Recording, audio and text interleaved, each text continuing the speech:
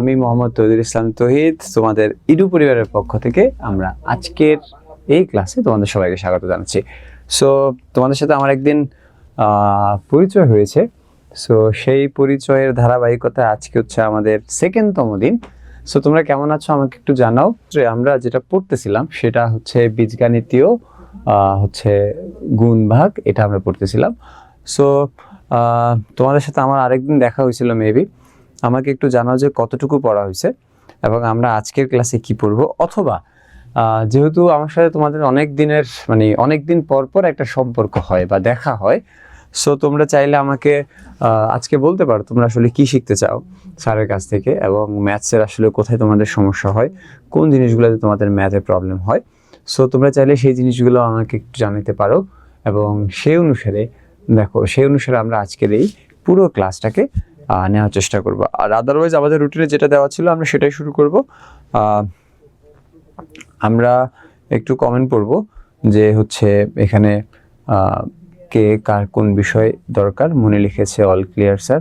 তোমরা একটু খাতা কলম নিয়ে সবাই একটু রেডি হও যে আমরা আজকের ক্লাসে যে অধ্যায়টা পড়বো সেই অধ্যায়টা স্টার্ট করার জন্য সবাই একটু যার যার জায়গা থেকে খাতা কলম যা যা আছে সব কিছু নিয়ে তোমরা আজকের ক্লাসটাতে রেডি হও, ঠিক আছে? সো কি লিখেছে দেখি। স্যার জ্যামিতিতে প্রবলেম আছে। তারপর মিথিলা দেখি কি লিখছে। স্যার সবার নিকনেম দিয়েছেন তো দেননি। আচ্ছা ঠিক আছে, দিব। স্যারের আজকে শরীরটা খুব একটা ভালো না। সো আবার তোমাদের এখানে ক্লাস নেওয়ার উদ্দেশ্যে আসার আগেই বৃষ্টি পড়তেছিল। সো আমি কেবলই জ্বর থেকে উঠে আসা। সো আমি মনে হয় না যে আজকে খুব একটা জোরে তোমাদের সাথে কথা বলতে পারবো, বাট আমরা যতটুকু বলতে পারবো ততটুকু দিয়ে আমাদের ইনশাল্লাহ ক্লাসটা আজকে হয়ে যাবে, ঠিক আছে? সো আমরা আজকের ক্লাসে খুব মনোযোগ দিয়ে ক্লাস করার একটু ট্রাই করব। সো এই বিষয়গুলো একটু বোঝার চেষ্টা করো তোমরা সবাই। বীজগণিত আমাদের অধ্যায়টাতে ছিল বীজগাণিতীয় রাশির কি বলতো, বীজগণিত রাশির গুণ ও ভাগ, তাই না? গুণ ও ভাগ আমাদের এই জিনিসটা ছিল যে বীজগণিতীয় রাশির গুণ ও ভাগ। আমাদের অধ্যায়টা হচ্ছে এইটা, এবং আমাদের প্রথম দিন গুণ সম্পর্কে পড়া হয়েছিল বা জানা হয়েছিল। সো আমরা আজকের ক্লাসে ভাগ সম্পর্কে জানবো। সো ভাগ সম্পর্কে জানার আগে আমাদের কয়েকটা জিনিস জানতে হবে। একজনে লিখেছো জ্যামিতিতে সমস্যা। জ্যামিতিতে আসলে কি টাইপের সমস্যা বা তোমাদের জ্যামিতির কোন অধ্যায়টাতে সমস্যা সেটা আমাকে একটু যদি জানাইতে পারতা, তাহলে পরবর্তীতে আমরা নিঃসন্দেহে চেষ্টা করতাম সেই জিনিসগুলোকে আগে কাভার করে তোমাদের যেন সমস্যাটা না থাকে সেই বিষয়গুলো নিয়ে আমরা কাজ করতে। সো আমাকে একটু জানো তোমরা আসলে জ্যামিতিতে সমস্যা হইলেও সেটা কোথায় সমস্যা হয়, কোন বিষয়ে সমস্যা হয়, সেই বিষয়গুলো আমাকে একটু তোমরা জানাও, ঠিক আছে? আর তোমাদের আসলে এক একজনের এক একটা জিনিস কঠিন লাগে। কারো জ্যামিতি কঠিন লাগে, কারো পাটিগণিত কঠিন লাগে, কারো এই অধ্যায় কঠিন লাগে, কারো ওই অধ্যায় কঠিন লাগে। সো আমরা আসলে একসাথে যেহেতু সবাইকে মাথায় রেখে কখনো ক্লাস করাইতে পারবো না, সো আমাদেরকে একটু তোমরা টাইম দিবা যেন হচ্ছে আমরা একজন করে তাদের থাকা প্রবলেমগুলোকে আমরা সলভ করতে পারি। সো একজনের প্রবলেম সলভ করতে গেলেই কিন্তু তোমার শেখা হয়ে যাবে। সো সেক্ষেত্রে আসলে আমাদের যেটা করতে হবে সেটা হচ্ছে গিয়ে আসলে প্রবলেমগুলো স্যারদেরকে শেয়ার করতে হবে। আর প্রবলেমগুলো যদি আমরা স্যারদেরকে শেয়ার করি তাহলে আমরা সেই প্রবলেমটা সলিউশনের মাধ্যমে আমরা অবশ্যই একজনের প্রবলেম দিয়ে আরেকজন অবশ্যই শিখতে পারবো, ঠিক না? আচ্ছা, সো আমরা আমাদের প্রবলেমগুলো দেখার আগে একটু ভাগ নিয়ে যদি কথা বলি, আমরা গত ক্লাসে বলছিলাম বীজগাণিতীয় রাশি মানে হচ্ছে ABCD XYZ, এই জিনিসগুলা দিয়ে আমরা সাধারণত যা লিখি সেগুলাই হচ্ছে কি বলতো বীজগাণিতীয় রাশি, তাই তো? আর আমরা সবাই ভাগ জানি। ভাগ মানে হচ্ছে আমরা এইভাবে একটা সাইন ইউজ করি। আমরা সবাই উপরে কি লিখি বলতো, লব, এবং আমরা সবাই জানি নিচে কি লিখি বলতো, হর। ওকে, এখন দেখো বাবারা, ঠান্ডা মাথায় খেয়াল করো। যদি স্যারে এই যে লব লিখলাম উপরে, এখানে লিখি 2x² YZ, এবং আমরা যদি এখানে যে হরটা দেখতে পাচ্ছ এখানে যদি লিখি XY², তাহলে তুমি দেখতেই পাচ্ছ এখানে উপরে এবং নিচে, অর্থাৎ উপরে হচ্ছে লব, নিচে হচ্ছে হর। এই যে উপরে আর নিচে লব আর হর, এই দুইটাতে যেহেতু XYZ আছে, তার মানে আমরা এটাকে সাধারণত বীজগাণিতীয় রাশি বলতে পারি, এবং যেহেতু ডিভাইডেড চিহ্ন আছে সুতরাং আমরা এখানে এটাকে বলতে পারি হচ্ছে বীজগাণিতীয় রাশির ভাগ, রাইট? আচ্ছা, দেখি অনেক কমেন্ট চলে আসছে ইতিমধ্যে। স্যার ত্রিভুজ চ্যাপ্টারের প্রবলেম আয়েশা লিখেছে স্যার আপনি হোমওয়ার্ক চেক করেন না, আপনি হোমওয়ার্ক চেক করেন না। আমি তো তোমাদের সেই গ্রুপটাতে খুব একটা নাইও, ঠিক আছে। স্যার জ্যামিতিতে সমস্যা, ক্লাস নিলে ভালো হয়। জুনায়েদ লিখেছে স্যার আজকে কুইজ আছে না, আজকে কোনো কুইজ নেই। তৈত স্যারের ক্লাসে কোনো কুইজ থাকে না, তৈত স্যার অধ্যায় শেষ করার পরে তৈত স্যার নিজে থেকেই পরীক্ষা নেবে, তোমাদের সেখানে কোনো সমস্যা নাই। নো নো কুইজ, আজকে কোনো কুইজ নেই। তোমাদের ম্যাক্সিমামেরই দেখি একটা জায়গায় কমপ্লেন, সেটা হচ্ছে স্যার মানে হচ্ছে জ্যামিতিতে সমস্যা, রাইট? তোমাদের ম্যাক্সিমামেরই দেখি যে একটা জায়গাতেই প্রবলেম হচ্ছে, সেটা হচ্ছে জ্যামিতি। সো জ্যামিতিতে তোমাদের কি বেশি প্রবলেম আমাকে একটু বলো তো, বা জ্যামিতির কি অবস্থা, সবাই জ্যামিতি কার কতটুকু হয়েছে, কি আসল বিষয় একটু জানাও আমাকে আগে। কারণ আসলে সহজ জিনিস পড়ায় তো কোনো লাভ নাই, সহজ জিনিস তো তোরাই পারিস। তাহলে আমরা সহজ জিনিস যদি পড়াই, মানে সারাদিন পড়াইতেই থাকি সহজ জিনিস, তাহলে আসলে দিন শেষে লাভ তো হবে না। সো আমাদেরকে যেটা করতে হবে, কঠিন জিনিসে আস্তে আস্তে জাম্প করতে হবে, ঠিক আছে? কঠিন জিনিসে জাম্প করলে দেখবা যে আস্তে আস্তে সব কঠিন মানে সহজ হয়ে স্টার্ট করবে। ওকে, ওয়েট করো, একটু অপেক্ষা করো। স্যার হচ্ছে তোমাদের এইখানে, আচ্ছা অনেকেই অনেক জায়গাতে কথা বলতেছো, স্যার আমার প্রবলেম হয় জ্যামিতিতে, রাইট? রিয়ানা কি লিখেছে, স্যার আমার সিলেবাস এই চ্যাপ্টারটা নাই, আমি স্কিপ করতে পারবো? নো বাবা, ক্লাস চলাকালীন সময় তোমার সিলেবাসে থাকুক বা না থাকুক, তুমি ক্লাস স্কিপ করো না, ঠিক আছে? আমি অবশ্যই হোমওয়ার্ক চেক করব, তোমরা যদি আজকে হোমওয়ার্ক দাও তাহলে আমি অবশ্যই হোমওয়ার্ক চেক করব, ঠিক আছে? জ্যামিতি করান প্লিজ। ওকে, তাহলে যেহেতু দর্শক ডিমান্ড হচ্ছে জ্যামিতির, তাহলে আমরা আজকের ক্লাসটা জ্যামিতি দিয়ে স্টার্ট করি। ওকে চলো। সো অনেকেই জানাচ্ছে হচ্ছে দশম অধ্যায়ের সমস্যা, দশম অধ্যায়ের সমস্যা সবার। আমাকে একটু জানাও তো দশম অধ্যায়ের সমস্যা কার কার, সবাই একটু জানাও দশম অধ্যায়ে প্রবলেম আছে কার কার, আমাকে একটু সবাই জানাও যে তোমাদের দশম অধ্যায়ে প্রবলেম আছে কার কার। সবাই দশম অধ্যায়ের কথা বলতেছে, সো আমাকে একটু জানাবা দশম অধ্যায়ে প্রবলেম আছে কার কার। যদি ভোট বেশি পাই দশমের মানে দশমের দিকে, তাহলে আমরা দশম করাবো। আর যদি ভোট কম পাই বা অন্য কোনো অধ্যায়ে আমরা যদি বেশি পাই ভোট, তাহলে আমরা সেই অধ্যায়টাই করাবো। সো ভোট দেওয়া স্টার্ট করো, আমার আছে অল্প অল্প। সকিনা বেগম, ও আচ্ছা সোহানা, স্যার আমারও। রিয়ানা লিখেছে ওকে, স্যার জ্যামিতিতে ভাইরাসের মতো লাগে। ওকে, মিধা লিখেছে 10 চ্যাপ্টার। ওকে, এমডি লিখেছে আমার। ওকে, মুন, ওকে, কাইফ লিখেছে স্যার জ্যামিতি সমস্যা। ওকে, নুসরাত লিখেছে স্যার চ্যাপ্টার 9। ওকে, সুদিত লিখেছে জ্যামিতি পারি না। ওকে, মিধা লিখেছে ভাইয়া আমারও। ওকে, তার মানে ম্যাক্সিমাম সমস্যা হচ্ছে কোথায় বলো তো, 10 নম্বরে, তাই না?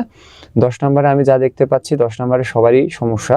সো আমরা আসলে 10 নাম্বার দিয়ে স্টার্ট করতে পারি। সো আমরা যদি 10 নাম্বার দিয়ে স্টার্ট করি, তাহলে সবাই একটু আজকের ক্লাসে বিসমিল্লাহ বলে দোয়া দুরুদ পড়ে, আমরা সবাই জানি আমাদের পড়ানোর স্টাইল হচ্ছে আমরা অবশ্যই পড়ার আগে দোয়া দুরুদ পড়বো। রব্বি জিদনি ইলমা, আমরা আমাদের আজকের ক্লাসটা স্টার্ট করি। ওকে চলো বাবারা, সবাই একটু আমাদের আজকের ক্লাসটা স্টার্ট করি। সবাই লিখে ফেলো, এখান থেকে কমেন্ট দেখা যায় কিভাবে, ওয়েট করো একটু, দেখতে পাচ্ছি না তোমাদেরকে। হ্যাঁ দেখতে পাচ্ছি, চলো। ওকে, অনেক কমেন্ট চলে আসছে, এখন আর কমেন্ট করা যাবে না, খবরদার। যেহেতু খুবই গুরুত্বপূর্ণ একটা অধ্যায় নিয়ে আমরা শুরু করব, তার মানে এখন কমেন্ট করার কোনো দরকার নাই। সবাই একটু খাতায় লিখে ফেলো আজকের অধ্যায়, দশম অধ্যায়ের নাম লিখে ফেলো সর্বসমতা ও সদৃশ্যতা। সবাই একটু লিখে ফেলো সর্বসমতা ও সদৃশ্যতা। সবাই লিখো সর্বসমতা ও সদৃশ্যতা। সবাই একটু লিখে ফেলো সর্বসমতা এবং হচ্ছে সদৃশ্যতা। ওকে, তারপর স্টার চিহ্ন দিয়ে স্যার যে কথাগুলো তোমাদেরকে বলবো, no comment here please, no comment. হ্যাঁ, আমরা 10 নম্বর চ্যাপ্টারই করাচ্ছি, কোনো সমস্যা নাই। বিসমিল্লাহির রহমানির রহিম তো আমরা যেহেতু বলেই ফেলছি, সো আমরা 10 নম্বর অধ্যায় করাবো। বাট এখন কেউ কোনো ধরনের কমেন্ট করতে পারবে না। এখন কাজ হচ্ছে শুধুমাত্র পড়াশোনা করা, ঠিক আছে? স্যার বলছি স্যার অসুস্থ, স্যারের অনেক জ্বর, সো এখন দয়া করে আমাকে ডিস্টার্ব করো না। আমরা আজকে আস্তে আস্তে ঠান্ডা একটা ক্লাস নিব, সো রিল্যাক্সে পড়াবো, কোনো টেনশন নেই। যেহেতু আমরা জ্যামিতি পড়তেছি, ইটস ভেরি ইম্পর্টেন্ট। জ্যামিতির সময় এমনিতেই মাথা ঠান্ডা রাখতে হবে সবার। সো আমরা শুরু করি, ঠিক আছে বাবারা? স্টার চিহ্ন দিয়ে স্যার যেটা বলবো সেটাকে খাতায় সিরিয়ালি লিখতে থাকবে। প্রথমে স্টার চিহ্ন দিয়ে লেখ সর্বসমতা, লেখো সর্বসমতা। ওকে, সর্বসমতা। তারপর হচ্ছে স্টার চিহ্ন দিয়ে লিখবা, স্টার চিহ্ন দিয়ে তারপর লিখবা হচ্ছে, হ্যাঁ ওকে, তোমরা কমেন্ট করো না আর এখন কমেন্ট করো না। হ্যাঁ, তারপর স্টার চিহ্ন দিয়ে লেখা হচ্ছে ত্রিভুজের সর্বসমতা। স্টার চিহ্ন দিয়ে লিখা হচ্ছে ত্রিভুজের সর্বসমতা।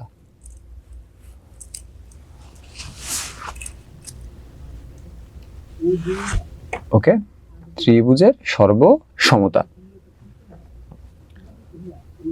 ওকে, ত্রিভুজের সর্বসমতা।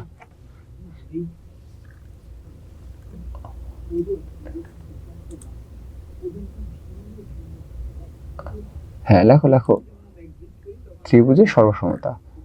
এরপর হ্যাঁ, ত্রিভুজের সর্বসমতা লেখার পরে স্টার চিহ্ন দিয়ে লিখবা বাহু কোণ বাহু উপপাদ্য। বাহু কোণ বাহু উপপাদ্য। বাহু কোণ বাহু উপপাদ্য। বাহু কোণ বাহু উপপাদ্য। সবাইকে বলতেছি আমি, সবার জন্য। সো একটু মনোযোগ দিয়ে শুনবা আর খাতায় স্যারের মানে কথা অনুসারে লিখতে থাকবা। বাহু কোণ বাহু উপপাদ্য।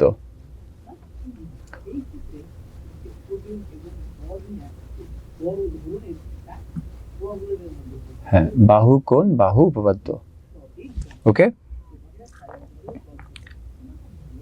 বাহু কোণ বাহু উপপাদ্য। তারপর তোমরা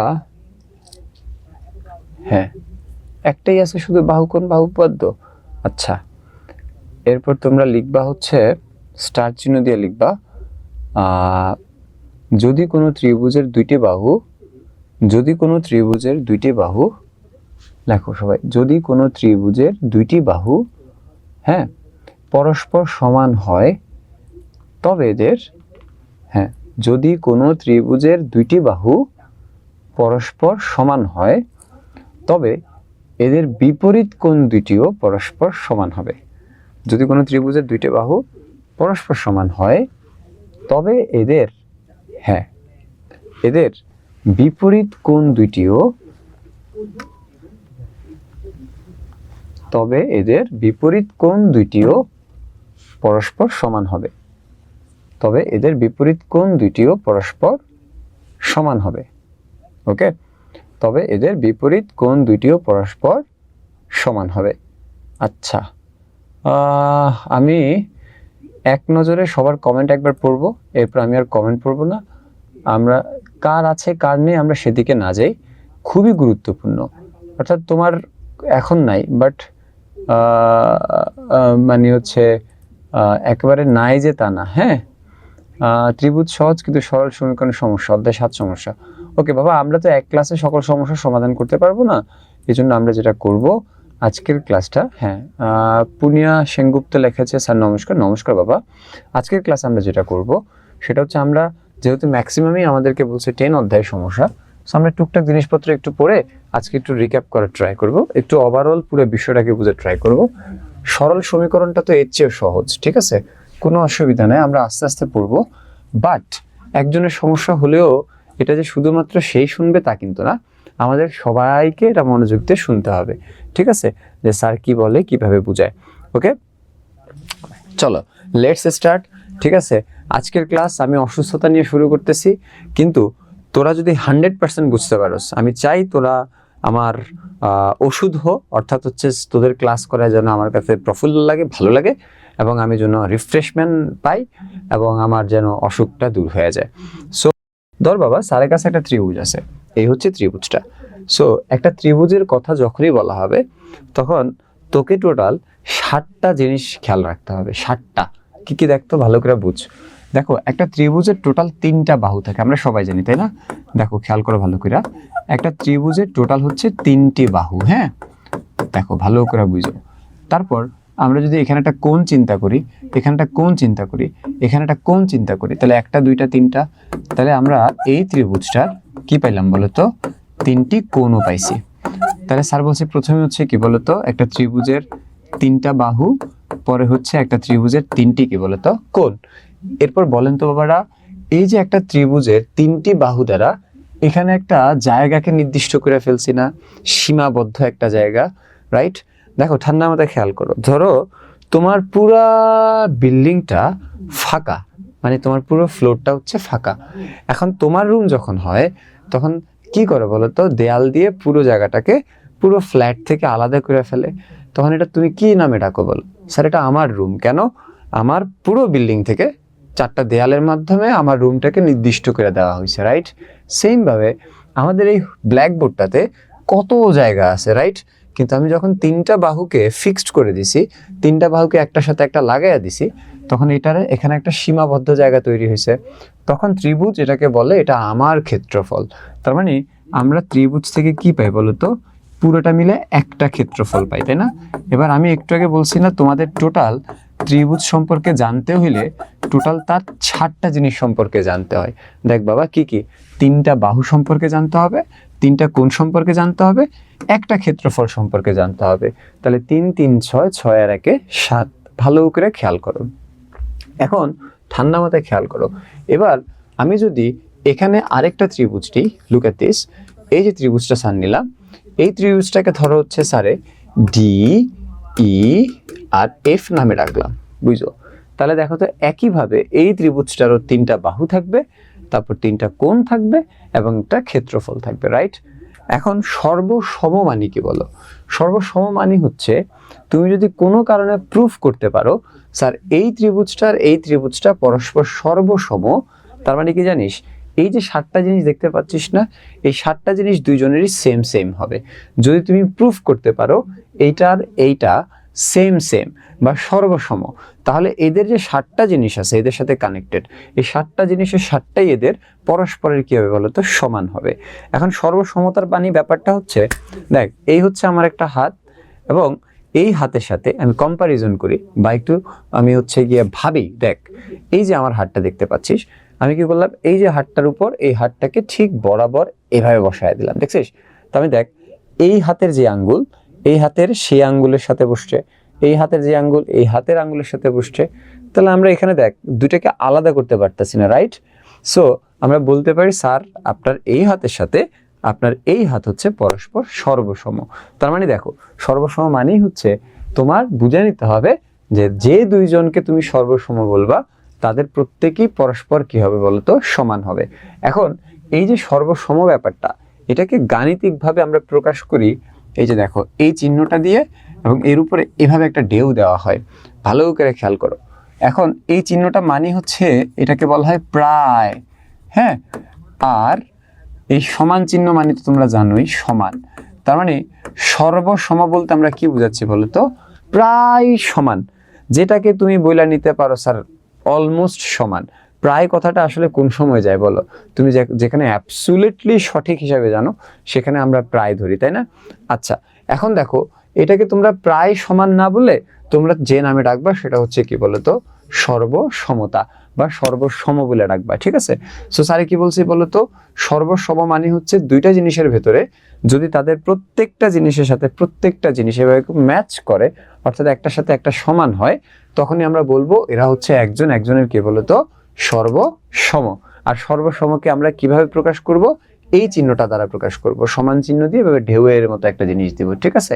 এখন আমি যদি বলতাম যে এ বি এর সর্বসম, তার মানে কি বলতো? তুই কিভাবে লিখতি? এ লিখতি আর ভি লিখতি, মাঝখানে এই চিহ্নটা ইউজ করতি, তার মানে হচ্ছে কি বলতো? এ বি এর সর্বসম।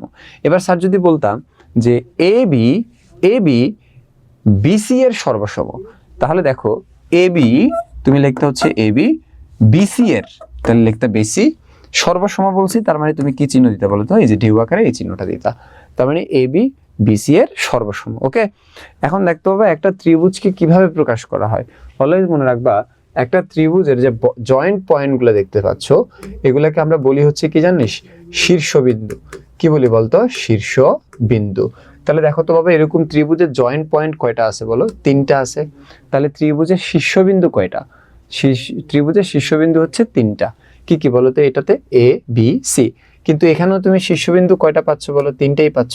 কিন্তু তুমি এখানে কি বলবা এ বি সি, নাকি এখানে বলবা ডি ই এফ? বলো, ডি ই এফ বলবা। অলওয়েজ মনে রাখবা একটা ত্রিভুজকে প্রকাশ করার জন্য তিনটা শীর্ষবিন্দুর প্রয়োজন হয়। তাহলে দেখতো বাবা এই ত্রিভুজটার শীর্ষবিন্দু হচ্ছে তিনটা, এ বি সি।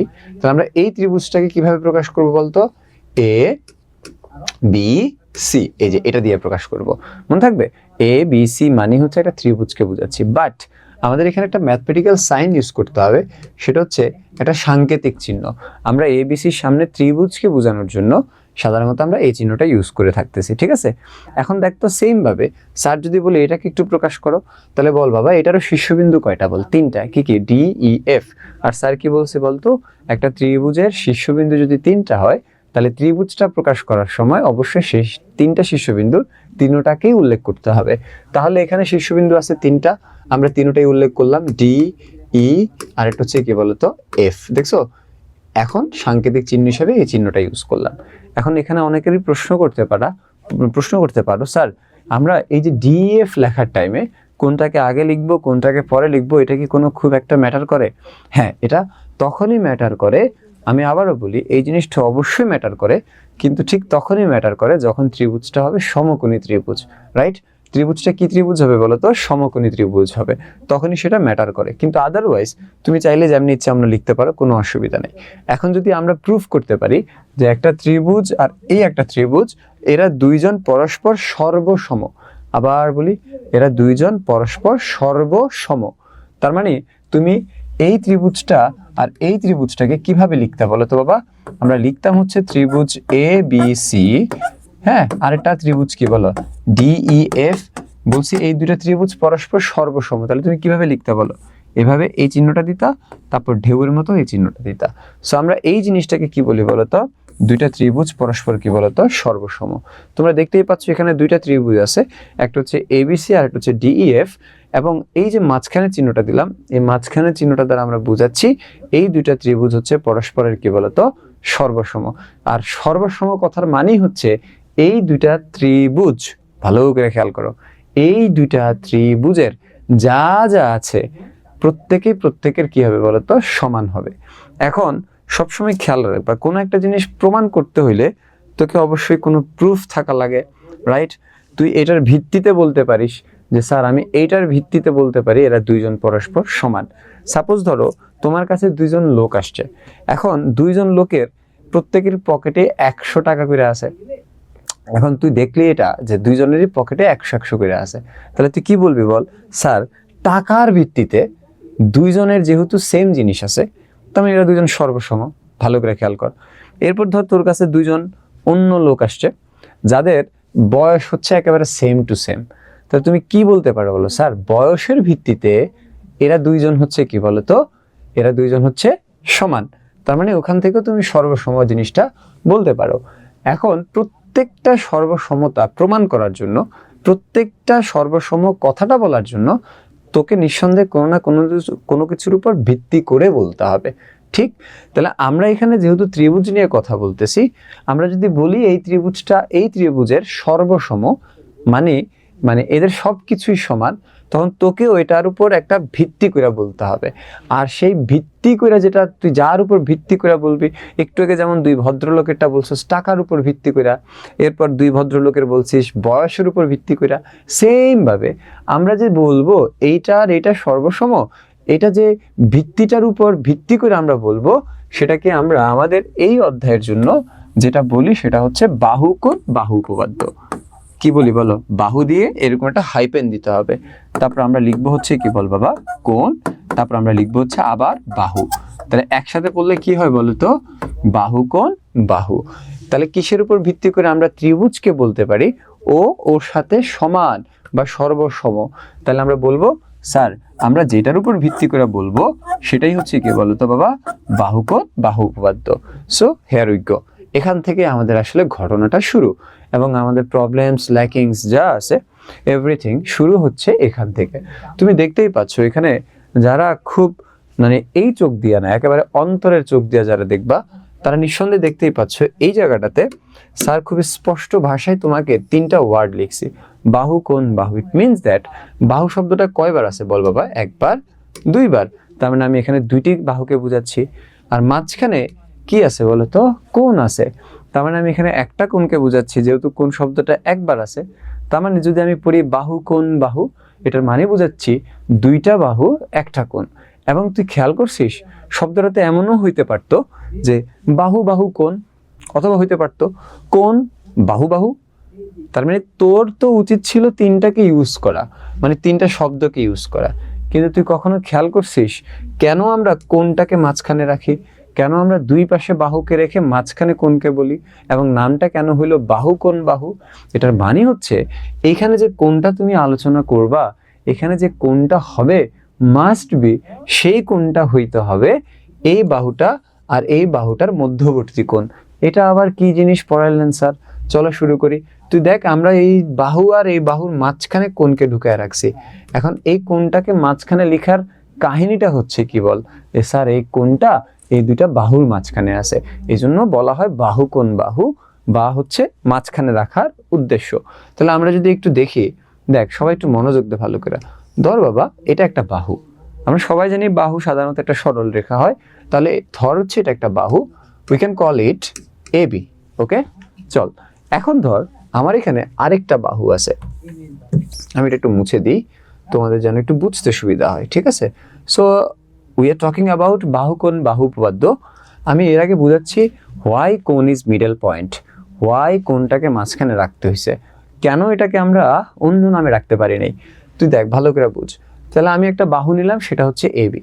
এরপর দেখ বাবা আমি এখানে আরেকটা বাহু নিলাম ভি এর সাথে কানেক্ট করে, এই যে এটা, যার নাম দিলাম হচ্ছে আমরা বিসি। তাহলে হেয়ার উই গো, আমাদের এখানে দুইটা বাহু আছে, একটা হচ্ছে এবি বাহু আর একটা হচ্ছে বিসি বাহু। কথা বুঝ ভালো করে। এখন তুই একটু বুঝতো ভালো করে, এখানে যে দুইটা বাহু তোরা দেখতে পাচ্ছিস, এই দুইটা বাহুর মাঝখানে দেখতে একটা কোণ তৈরি হয়েছে না? দেখো আমরা সবাই জানি 6 থেকে যে এখানে এই দুইটা বাহুর মাঝখানে একটা কোণ তৈরি হয়েছে, এবং সেই কোণটা কোন বিন্দুতে তৈরি হয়েছে বলো তো? বি বিন্দুতে তৈরি হয়েছে। তাহলে এই যে ভি কোণটা আছে, ভালো করে খেয়াল কর, এই যে ভি কোণটা আছে, এই ভি কোণটা কার কার মধ্যবর্তী বলো? এই বাহুটা আর এই বাহুটার মধ্যবর্তী, তাই না? তার মানে এটার নাম হচ্ছে কি বলো? কোণ, রাইট? আর এটার নাম কি বলো? বাহু। আর এটার নাম কি বলো? কোণ। আবার দেখ বাবা এটার নাম কি বলো? বাহু। তাহলে আমরা যদি একসাথে দেখি তাহলে এটা কি বলতে পারি বলো? বাহু কোণ বাহু। খেয়াল করছো? তার মানে এই কোণটাকে হইতে হবে দুইটা বাহুর মাঝখানে। ওকে, চলো এখন আরো সহজ করে যদি বলি, তাহলে সবসময় মনে রাখবা একটা ত্রিভুজের দুইটা বাহুর সাথে আরেকটা ত্রিভুজের দুইটা বাহু যদি সমান সমান হয় মানের দিক থেকে, এবং একটা ত্রিভুজের একটা কোণ এবং অপর ত্রিভুজের একটা কোণ যদি সমান, দেখ আমি একদম সিম্পলি তোকে বুঝাই বাবারে, আমি তোকে শুরুতেই বলে রাখছি কি বলতো, আমাদের একটা ত্রিভুজে সাধারণত 7টা জিনিস আছে, সে 7টা জিনিসের ভিতরে 3টা বাহু এবং 3টা কোণ, তাহলে টোটাল 6টা আমি ধরলাম বাহু আর কোণ রিলেটেড। এখন তুই যদি ধরে দেখ ভালো করে খেয়াল করে, এই যে ত্রিভুজটা আর এই ত্রিভুজটা দেখতে পাচ্ছিস, এই দুইটা ত্রিভুজের তুই যদি কেবলমাত্র দুইটা বাহুকে আর একটা কোণকে সমান করে দিতে পারিস, প্রুফ করে দিতে পারিস, তাহলে তুই ওইটার উপর বেসিস করে বলতে পারবি স্যার এই আর এই পরস্পর সর্বসম।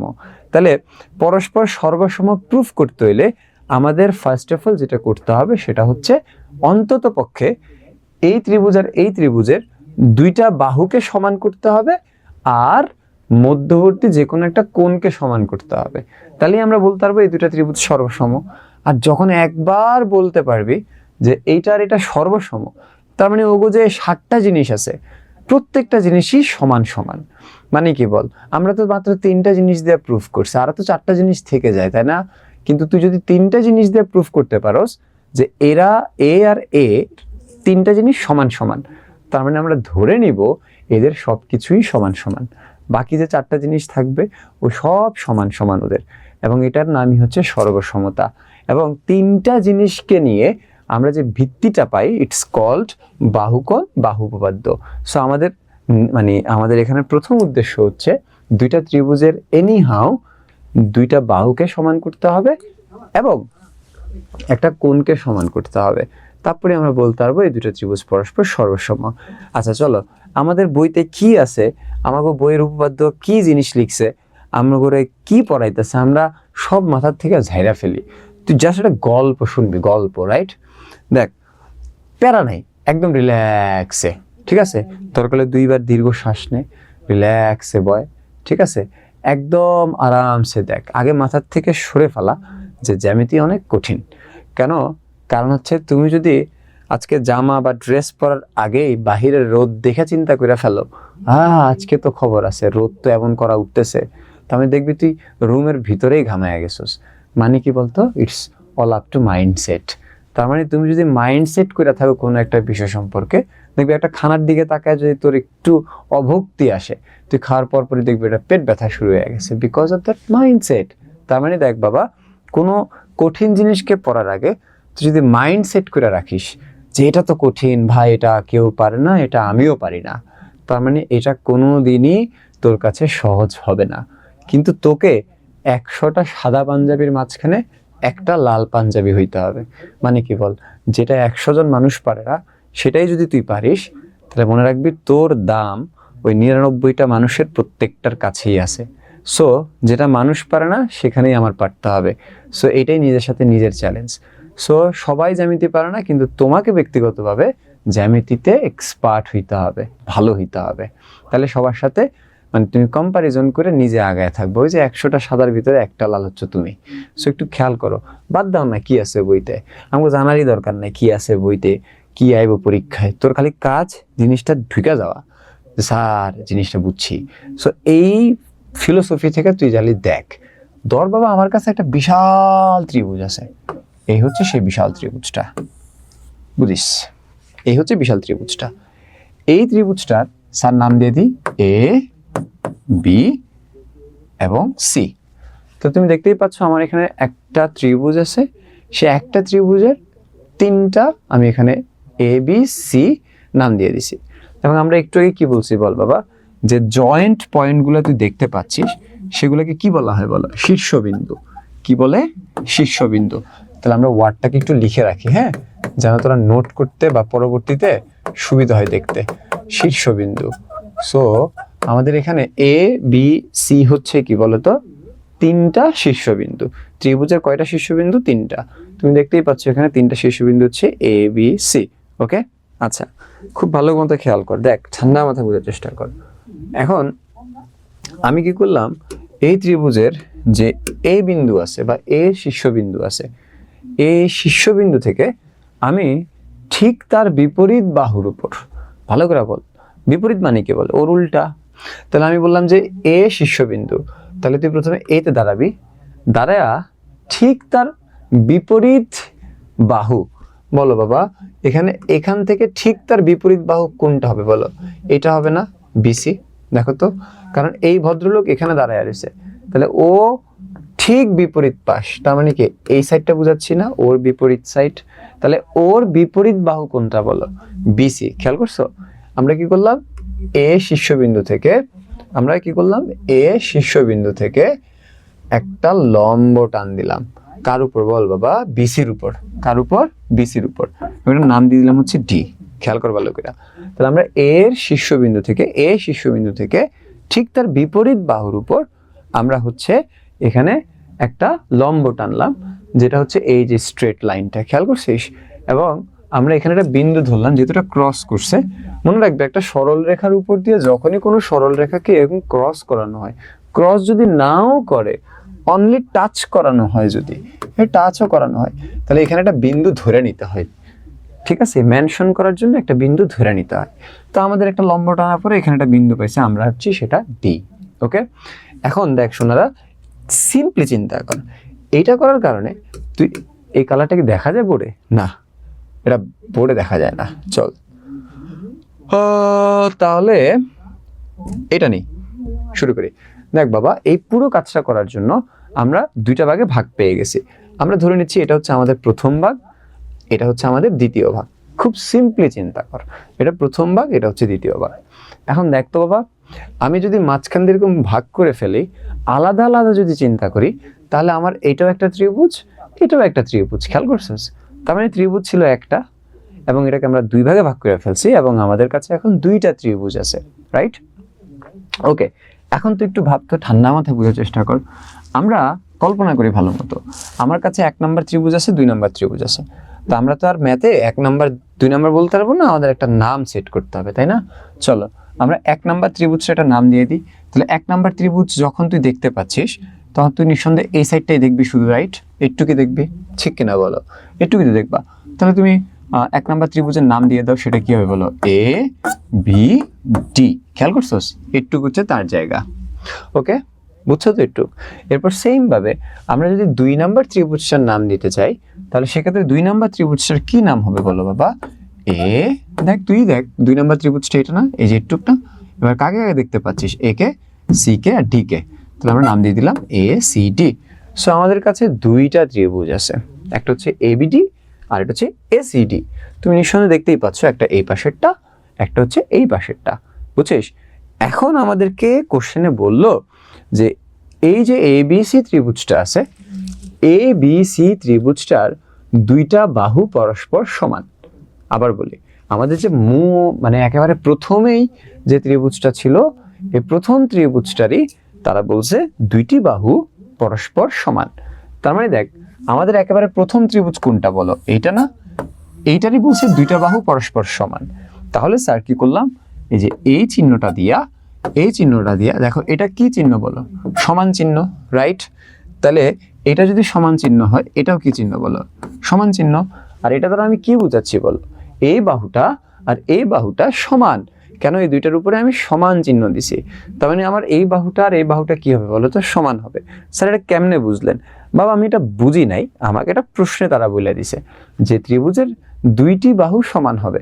তার মানে আমি ধরে নিচ্ছি এটা আর এটা হচ্ছে পরস্পর সমান, এবং সমান চিহ্ন 2টা বাহুর উপর দিয়ে দিছি, তার মানে এটা আর এটা সমান।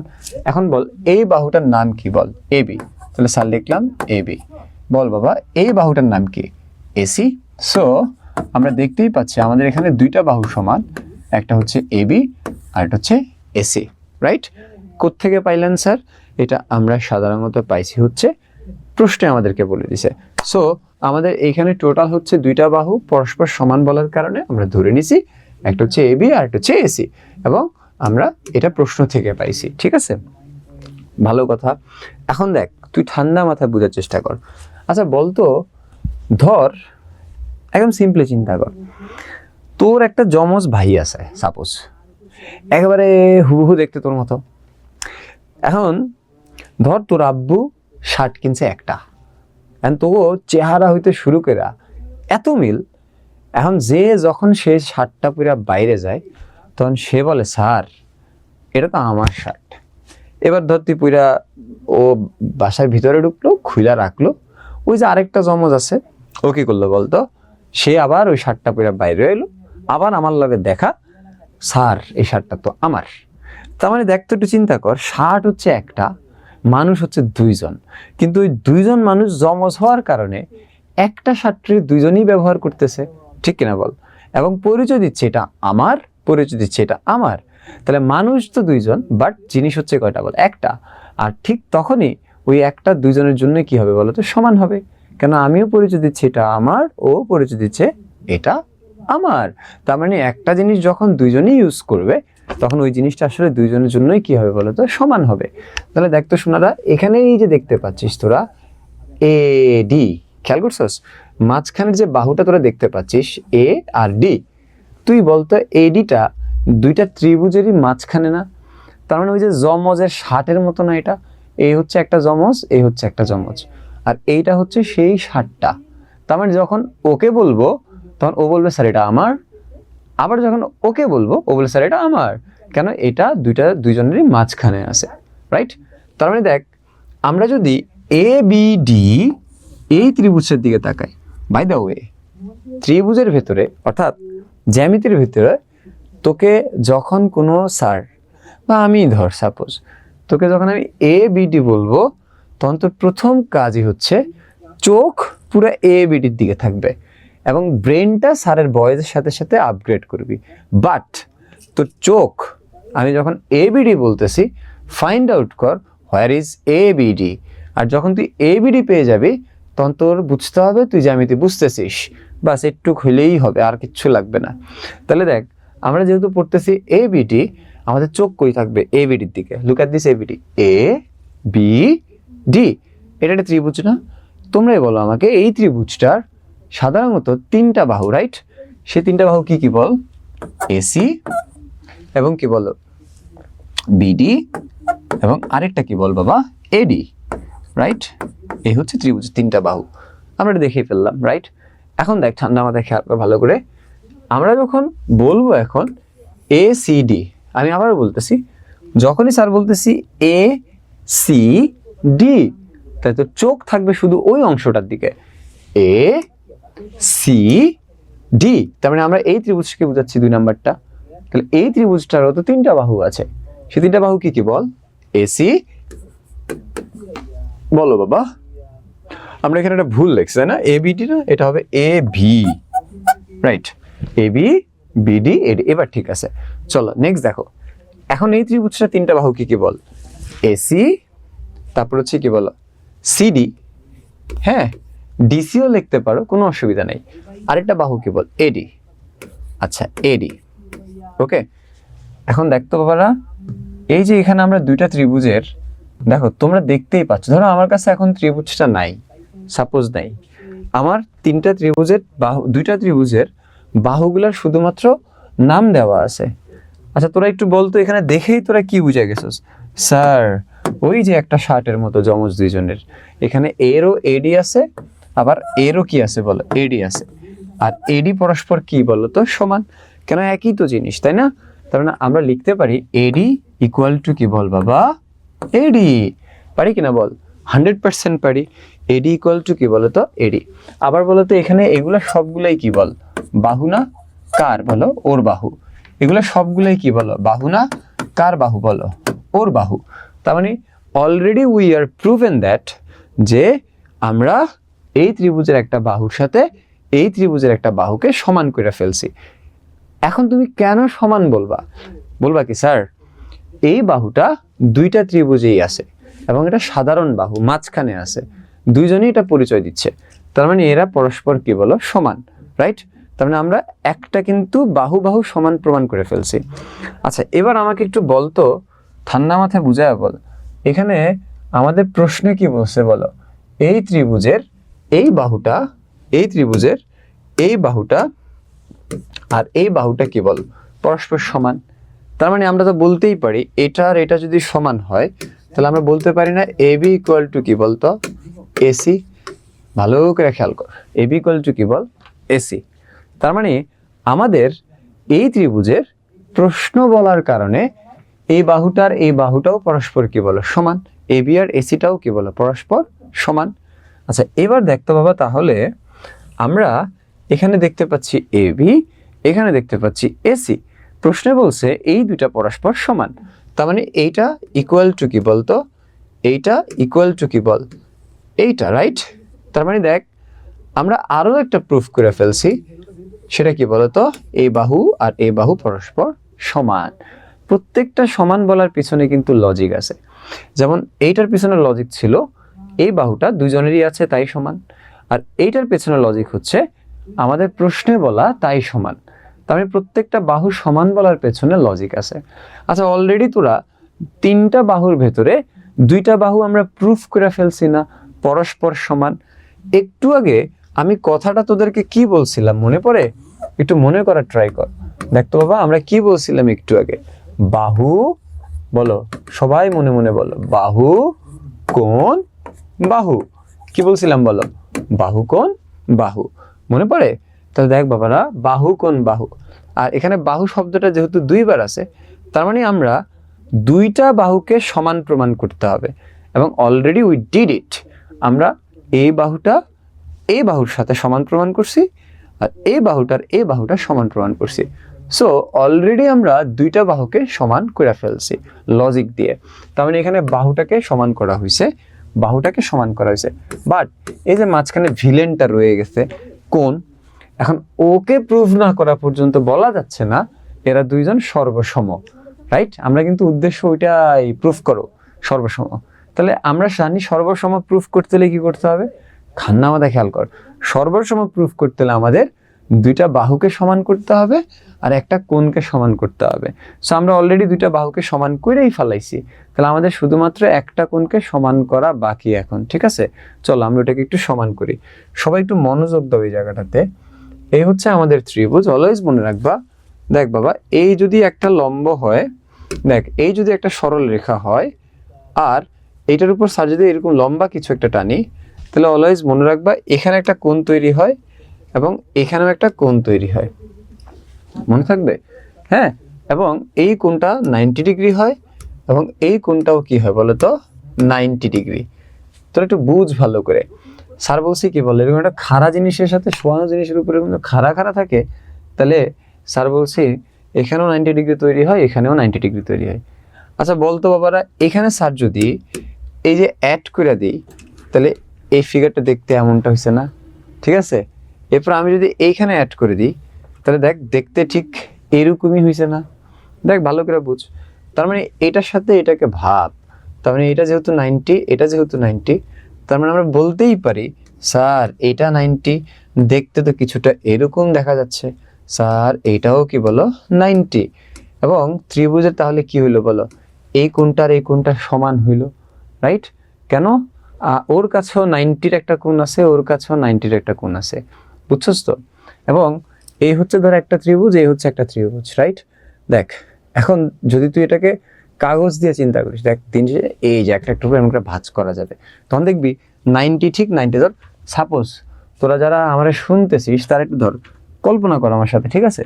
ধর এখান থেকে আমি কি করলাম, সি বিন্দুটারে এমনি করে টান দিলাম, বুঝ। এই সি বিন্দুটারে ধর টান দিয়া, ভাবো ভাবো, এই যে ধর এটা ফিক্সড করে রাখছি, এই সি বিন্দুটারে আমি টান দিলাম, টান দিয়া ধর আমি ঠিক এই যে এমনি করে ভির উপর ফালাইলাম, তখন কি হবে জিনিসটা বলতে, আমরা ফোল্ড হয়ে যাবে না? ফোল্ড হলে তুই দেখবি কি বল, এটার উপর এইটা পড়ছে এবং এটার মান আর এটার মান 90 ডিগ্রি, রাইট? তার মানে ত্রিভুজের বাহু, দুইটা ত্রিভুজের বাহুগুলোর শুধুমাত্র নাম দেওয়া আছে। আচ্ছা তোরা একটু বলতো, এখানে দেখেই তোরা কি বুঝে গেছিস? স্যার ওই যে একটা শার্টের মতো জমজ দুইজনের, এখানে এরও এডি আছে, আবার এরও কি আছে বলো, এডি আছে, আর এডি পরস্পর কি বলো তো সমান, কেন একই তো জিনিস, তাই না? তার মানে আমরা লিখতে পারি এডি ইকুয়াল টু কি বল বাবা, এডি। পারি কিনা বল? 100% পারি। এডি ইকুয়াল টু কি বলো তো, এডি। আবার বলো তো, এখানে এগুলা সবগুলাই কি বল, বাহু না? কার বলো? ওর বাহু। এগুলা সবগুলাই কি বলো, বাহু না? কার বাহু বলো? ওর বাহু। তার মানে already we are proven that যে আমরা এই ত্রিভুজের একটা বাহুর সাথে এই ত্রিভুজের একটা বাহুকে সমান করে ফেলছি। এখন তুমি কেন সমান বলবা? বলবা কি স্যার এই বাহুটা দুইটা ত্রিভুজেই আছে এবং এটা সাধারণ বাহু মাঝখানে আছে, দুইজনই এটা পরিচয় দিচ্ছে, তার মানে এরা পরস্পর কি বলো, সমান, রাইট? তার মানে আমরা একটা কিন্তু বাহু বাহু সমান প্রমাণ করে ফেলছি। আচ্ছা এবার আমাকে একটু বলতো, ঠান্ডা মাথায় বুঝায় বল, এখানে আমাদের প্রশ্নে কি বলছে বলো, এই ত্রিভুজের এই বাহুটা, এই ত্রিভুজের এই বাহুটা আর এই বাহুটা কি বল, পরস্পর সমান। তার মানে আমরা তো বলতেই পারি এটা আর এটা যদি সমান হয়, তাহলে আমরা বলতে পারি না এ বি ইকুয়াল টু কি বলতো, এসি। ভালো করে খেয়াল কর, এ বি ইকুয়াল টু কি বল, এসি। তার মানে আমাদের এই ত্রিভুজের প্রশ্ন বলার কারণে এই বাহুটার এই বাহুটাও পরস্পর কি বলো, সমান। এ বি আর এসিটাও কি বলো, পরস্পর সমান। আচ্ছা এবার দেখতে বাবা, তাহলে আমরা এখানে দেখতে পাচ্ছি এ বি, এখানে দেখতে পাচ্ছি এসি, প্রশ্নে বলছে এই দুইটা পরস্পর সমান, তার মানে এইটা ইকুয়াল টু কি বলতো, এইটা ইকুয়াল টু কি বল, এইটা, রাইট? তার মানে দেখ আমরা আরো একটা প্রুফ করে ফেলছি, সেটা কি বলতো, এই বাহু আর এই বাহু পরস্পর সমান। প্রত্যেকটা সমান বলার পিছনে কিন্তু লজিক আছে। যেমন এইটার পিছনে লজিক ছিল এই বাহুটা দুইজনেরই আছে তাই সমান, আর এইটার পেছনে লজিক হচ্ছে আমাদের প্রশ্নে বলা তাই সমান।